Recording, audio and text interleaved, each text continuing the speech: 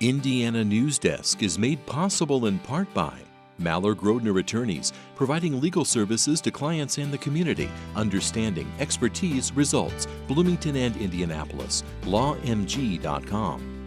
IU Center for Rural Engagement, extending IU Bloomington resources to improve Hoosier lives in partnerships with communities and organizations. rural.indiana.edu.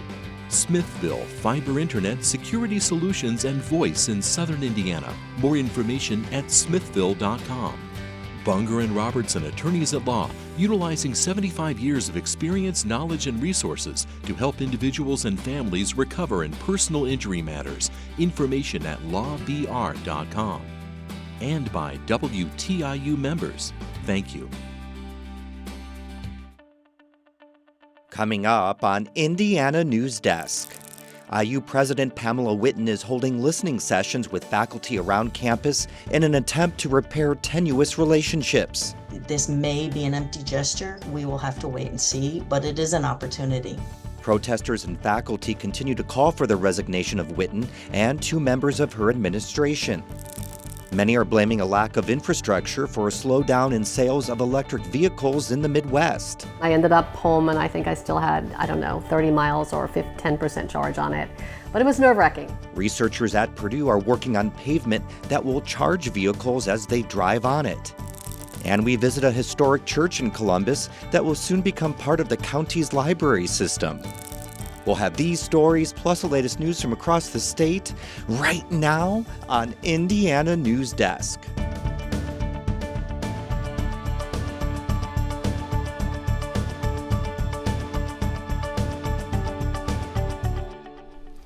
Welcome to Indiana News Desk. I'm Joe Wren. Indiana University President Pamela Whitten is holding listening sessions with faculty following a tumultuous semester. Faculty can speak directly with her in a closed-door setting. Now, as Ethan Sandwise reports, some professors say while they appreciate the chance to share feedback, they have doubts trust can be rebuilt. These listening sessions came on the tail of an April resolution by the Bloomington Faculty Council when professors voted no confidence in Whitten's administration. Its resolution followed a year marked by events that shook faculty, such as a proposed separation from the Kinsey Institute, the passage of a bill gutting tenure, and the cancellation of an exhibit by a Palestinian artist. In a statement, IU spokesperson Mark Bode wrote, "President Whitten has heard the feedback of members of the IU community and has committed to listening and learning through ongoing meetings with faculty and staff."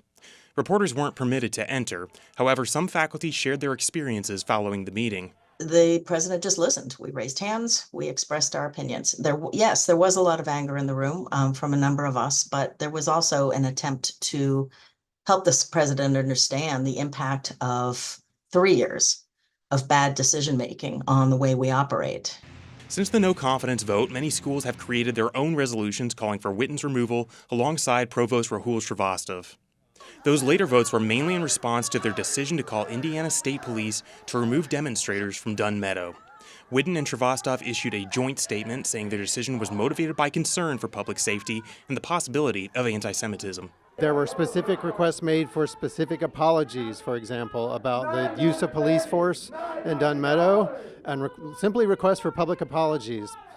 Deferred, did not directly acknowledge that or certainly not respond to it. Although many faculty participated, hoping to have the president hear their views, some chose protest instead.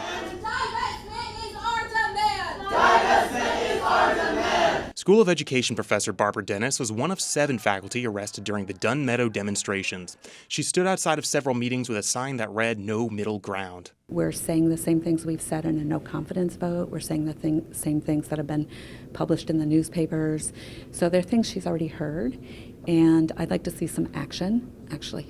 Student protesters also caught word of the meetings, which were not announced publicly. Whitten, you can't hide! Whitten, you can't hide! We charge you with genocide! They gathered near closed doorways, chanting slogans, hoping to get Whitten's attention. The fact that you're inside the university buildings are places, all of them, when we were talking about residence halls, IMU, School of Ed. It's insane for the school to have limitations on free speech in a public university. I respect it. So you're saying it is not insane? Their chanting, which began after the meetings adjourned, led to several tense encounters with IU officials and police.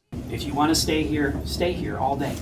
If You order Grubhub if you want, but you can't stand here and scream and yell and chant. There were no arrests. IU's Board of Trustees has the authority to hire and fire the president. 2 trustees were present at this week's listening sessions, Vivian Winston and Donna Spears, both of whom were elected by alumni. The 9-member board held a previously unscheduled executive session on Tuesday. The day after the meeting, the board released a statement reaffirming its support for Whitten and announcing they had commissioned an independent review of the campus climate. Trustees are required to discuss any official action in an open meeting under Indiana's open door law. They cited an exception for reviewing ongoing litigation, likely a reference to a lawsuit filed by the American Civil Liberties Union against IU for its response to the Dunn Meadow protests. While some professors we spoke with say they're hopeful, many doubt the trustees' actions or Whitten's stated commitment to listening and learning. I'd love to see that, but I have high suspicions and doubts that that will happen. It's really hard to build trust from such a low starting point. I do believe people change, and I wouldn't rule out that she could be better. I doubt it. I don't have a lot of confidence in that. This may be an empty gesture. We will have to wait and see, but it is an opportunity. And I think, honestly, I think it's an opportunity for the fence sitters also to come and make up their own minds about how serious the president is about this process. Several schools, including the School of Education, Kelly School of Business, and Jacobs School of Music, haven't met with the president.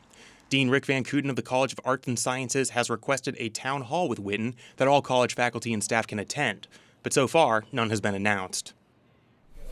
Ethan joins us for a little bit more. So that day after your article came out, there was, I guess, another twist that Whitten had to have eye surgery. So how does that go with the listening sessions now? So that probably means that there's not going to be another listening session for at least several weeks, and the colleges are telling me that it could be until late summer or fall when this resumes. Now, Whitten's office also said that this was something that was previously scheduled, but they bumped it up because of complications. So that's all we know, really.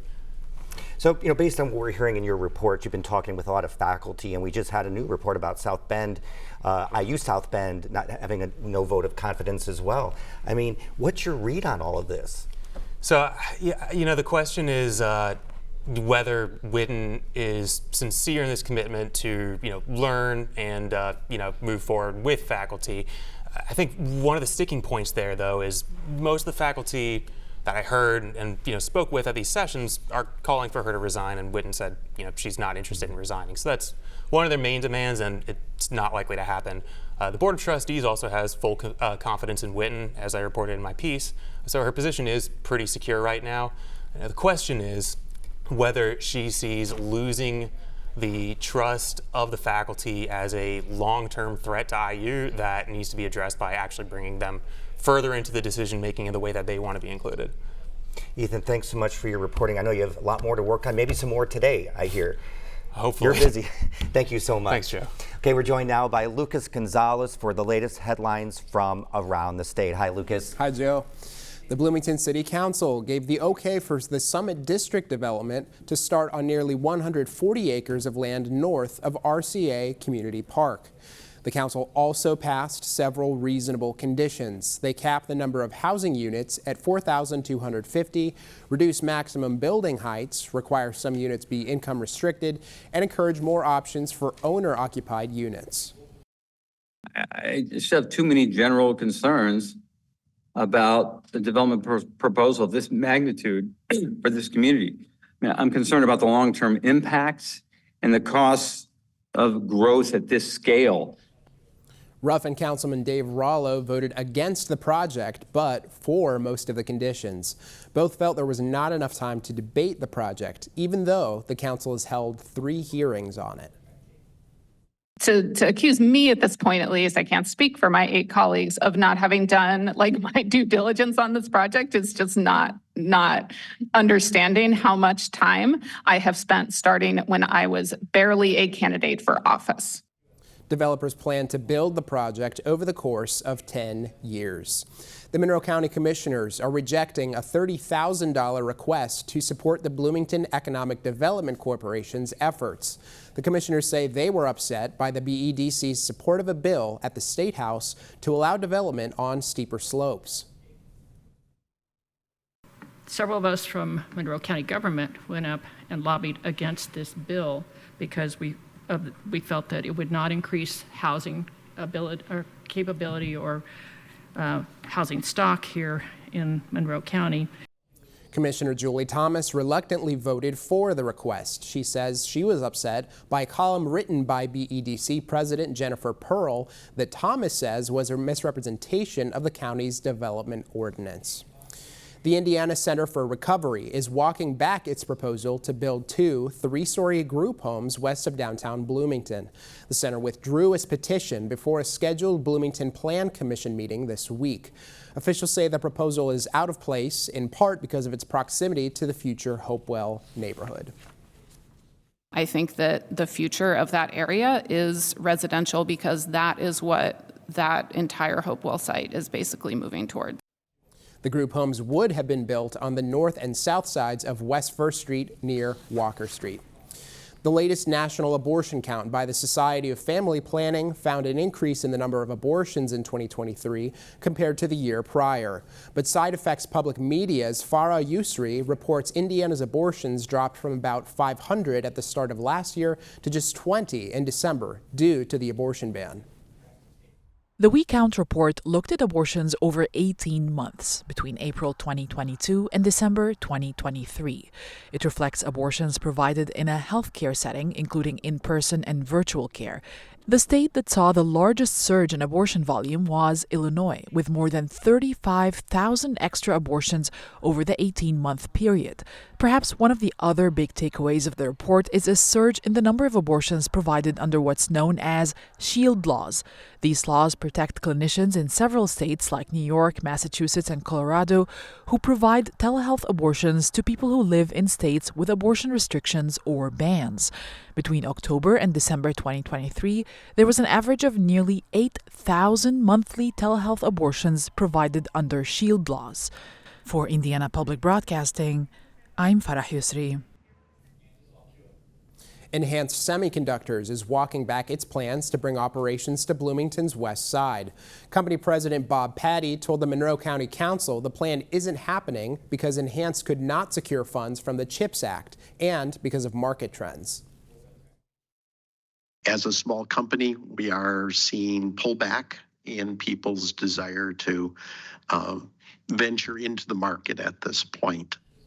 The council approved a 100% 10-year tax abatement on personal property tax that would have saved Enhanced $8.8 million. Enhanced opened a plant in Odin in January. Patty says those plans have not changed and expects production to start in early 2025. And Governor Eric Holcomb says he's looking for transparency from Republican gubernatorial nominee Mike Braun on his plans for the state's future. That includes economic development, infrastructure, mental health care, broadband access, and the future of the Medicaid program. Holcomb said the next governor needs to set more records for the state's growth. Braun had some of the fewest detailed policy proposals of any of the 6 Republican gubernatorial candidates. And if you're planning on going to the casino in Terre Haute, you'll now have a place to stay. The Terre Haute Casino Resort officially opened its 122-room luxury hotel this week. It comes about 6 weeks after the casino officially opened. The hotel has 5 restaurants and 6 bars, including an open-air rooftop bar on the 10th floor. The resort is owned and operated by Churchill Downs Incorporated. Looks fun. We'll have to go check it out. Oh, yeah, absolutely. Thanks, Lucas. Sure. Coming up next on Indiana News Desk. Researchers at Purdue University are developing roads that can charge electric vehicles driving over them. And an historic church in Columbus will soon become part of Bartholomew County's public library system. These stories and more right here on Indiana News Desk. Our goal is to make sure that our community isn't invisible anymore. This is my family and my culture. It was a revolution to show the Asian American experience. We brought the example of doing it despite everything. We had to come out together and raise our voice. It's important that you see us for who we are. I need you to say something. So pleased to hear that. Finally, some good news. Some people spend a lifetime trying to find someone like you. This is a future we are more than happy to embrace. I've never felt a love so strong in my entire life. I promise you, this is something that they're not going to be able to ignore. We loved it.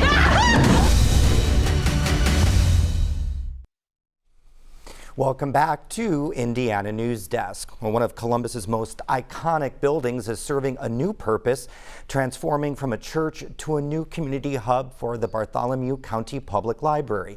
Callie Lichter reports how the donation will bring new life to the library system. The 192-foot spire on the former North Christian Church stands tall over other buildings on Tipton Lane.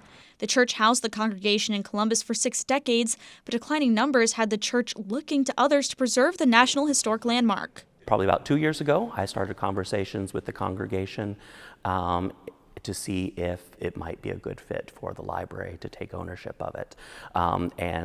Everybody saw that there was a potential there. Haddon says both sides saw the potential of the space, and last month the church formally donated the property to the public library. The circular sanctuary will not be transformed into your typical run-of-the-mill library because of the historic designation. This whole first floor really needs to remain pretty much as it is. There'll be a little bit of change, but not much. It'll really basically look exactly like it is. So the sanctuary will look very similar. But the library doesn't mind.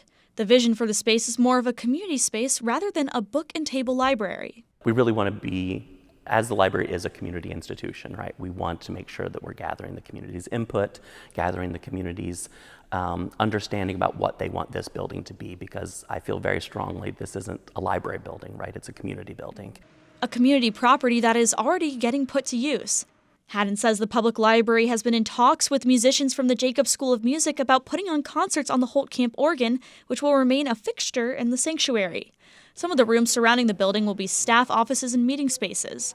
One of the first areas to be used is the green space, which Haddon says other BCPL buildings lack. We're going to take great advantage of it. Our main library space downtown does not have any green space, right? And so our staff especially are very excited about having green space. We'll be doing our summer reading kickoff here in this space June 3rd. The building is located near several schools, which serve about 4,000 students. By being within walking distance, we have basically eliminated that transportation barrier, right? Because they can come over here and be able to then be served by any entity or any agency that wants to be able to. The building's vision won't be fully visualized until 2029, Haddon says. But for now, he says he hopes the donation of the building and the library's enthusiasm about the space encourage more historic building conservation. I think this is going to be one of the best examples of adaptive reuse that Columbus has seen, and honestly that the country has seen, because this architecture is not just significant to Columbus, it is significant to the nation. For Indiana News Desk, I'm Callie Lichter. The new campus will join the BCPL locations in downtown Columbus, Hope, and the Bookmobile. Well, electric vehicles are struggling to gain traction in Indiana. Our Clayton Baumgarth and Isabella Visperini hit the road to find the story. State electric EV sales account for about 4.6% of all new vehicle sales, up from 3.6% last year. But Indiana still falls behind other states in building adequate infrastructure, such as EV charging stations along highways. But one Purdue research team might have a solution to that problem. Eve Brindell leased a Hyundai Ioniq about 6 months ago. She opted for a lease instead of purchase because maintenance costs were lower and it came with a 3-year warranty. I was driving a very large SUV. And I didn't want to have it a real gas guzzler. Hyundai also provided a home charging station, which Brindell says makes it easier to charge her car overnight. It takes about 6 hours to charge her car fully. Even though she does not charge her car around town, she thinks more should be done to make charging more accessible, especially on highways. I haven't taken a road trip yet. And I do think that in the Midwest is something that might be a little bit less convenient. This past winter, Brindell drove to Indianapolis with an 80% charge. Due to the cold, she only had 40% when she had to drive back. She'd try to go to a nearby charging station, but the charger was broken. I was able to drive home, and I ended up home, and I think I still had, 30 miles or 10% charge on it. But it was nerve-wracking. Brindell thinks electric vehicle sales are slow also because they are more expensive and very technology-driven, which potentially scares off less tech-inclined customers. This car has so much technology, which I'm pretty sure that I only understand about maybe 50% of it. And it's still to the point where if I don't understand how to do something, change my settings or something, I need to go to the dealership and ask someone to help me. Those in the industry say it's the infrastructure limits that have slowed electric vehicle sales in the Midwest. Fewer charging stations are available in the Midwest than on the West Coast, where electric vehicles are much more popular. The public perception has not really changed towards saying, hey, I'm okay with the charging range. I'm okay driving to maybe southern Indiana, northern Indiana, and knowing that I'm going to be able to get back. Hyundai in Bloomington used to sell an average of 10 electric cars within a 30-day period. Now that has slowed to an average of 10 sales within a 60-day period. Naran says hybrid vehicles have the highest demand, with Hyundai seeing a 110% increase in vehicle sales since 2021, the majority of which were hybrids. You're seeing car sales go back up, partly because of rising inventory levels. And, during the pandemic, there were very low levels and very high pricing. So it kind of kept a lot of the buyers out of the market. But one research team based at Purdue has an idea to add to the infrastructure conversation. What if the roads that we drive on were able to maintain or increase the charge levels of EVs wirelessly, similar to how some phones do it? The Purdue team has been working with the Indiana Department of Transportation to develop a stretch of road on U.S. Highway 52 near Lafayette that would charge electric heavy-duty trucks and semis as they drive over it. The plan is to install cables under the concrete road that would transfer power to receiver coils underneath electric vehicles. So they will need enough battery on board to be able to get to the electrified roadway and then get off of the electrified roadway to their final destination. The focus is on heavy-duty trucks and semis because the batteries needed to operate them are large and resource-intensive to produce.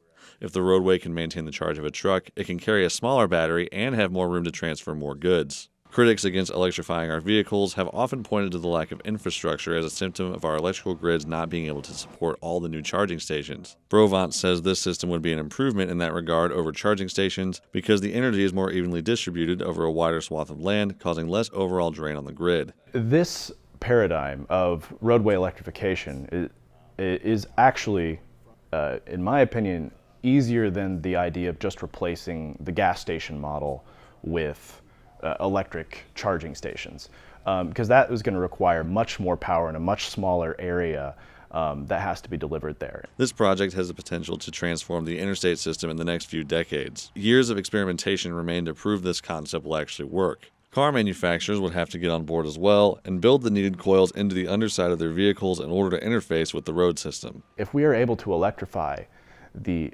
interstate system, you could get on the interstate in New York and drive west, and you wouldn't have to get off until you either biologically felt like you needed to or until you want to. It's a large undertaking, but as Brovant puts it, so was bringing electricity to the whole country or building the interstate system itself. And it's easy to see how transformative those works were for modern society.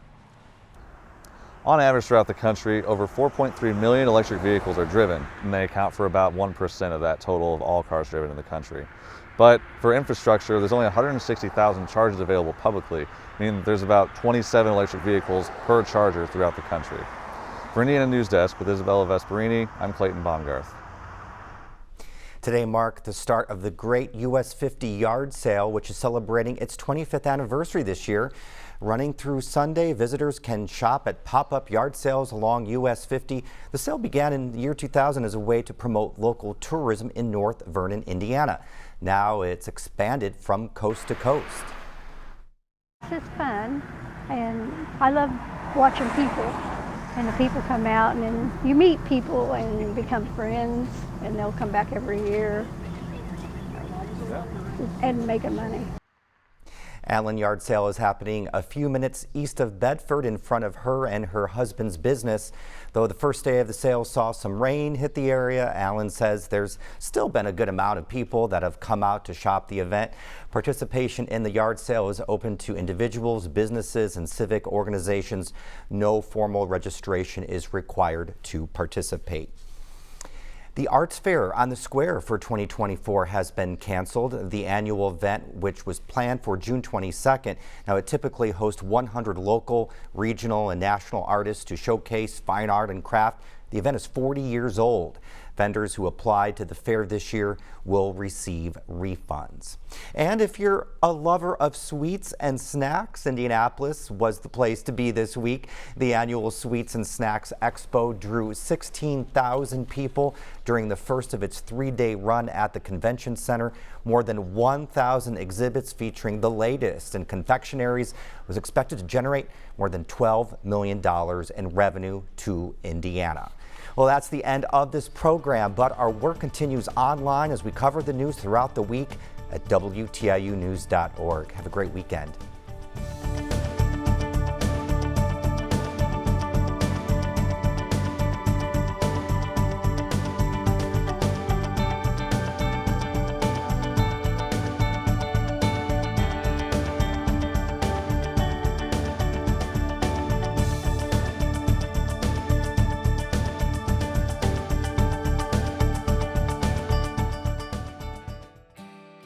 Indiana News Desk is made possible in part by Maller Grodner Attorneys, providing legal services to clients and the community. Understanding, expertise, results. Bloomington and Indianapolis. LawMG.com.